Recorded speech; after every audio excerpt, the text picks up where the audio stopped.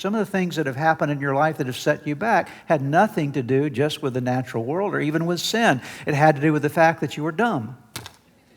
You did some dumb things. Anybody done any dumb things before? Okay.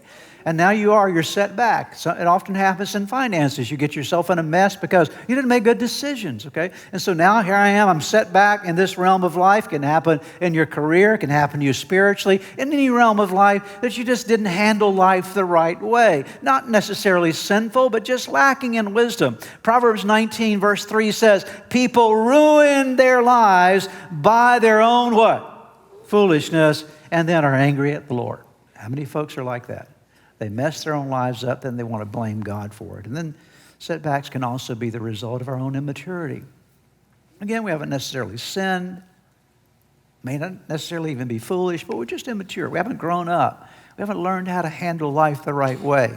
The writer of Hebrews in Hebrews 5:12 says, you have been believers so long now that you ought to be. You ought to be teaching others. You ought to be more mature than you are. Instead, you need someone to teach you again the basic things about God's Word. You're making basic mistakes here. You're missing the fundamentals. You're not mature enough to handle life the right way. You're like babies who need milk and cannot eat solid food.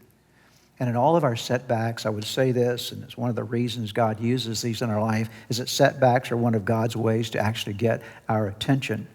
Psalm 119, verse 71 says, my suffering, the writer of Psalm says, David says, my suffering was good for me, for it taught me to pay attention to your decrees.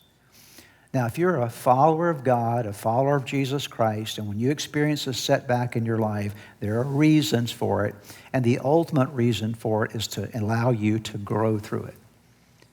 There's always the growth opportunity through every setback. James the apostle writes in James 1, verses 2 through 4, very familiar words to some of us. Perhaps it'll be new to you today, but I want you to hear these words of the Lord. Dear brothers and sisters, that's us. When troubles of any kind come your way, does that include a setback? Yes. It does, doesn't it, right? Any kind, okay? When troubles of any kind come your way, consider it an opportunity for great joy. Why would it be an opportunity for great joy? For you know that when your faith is tested, there's just going to put some faith to a test here.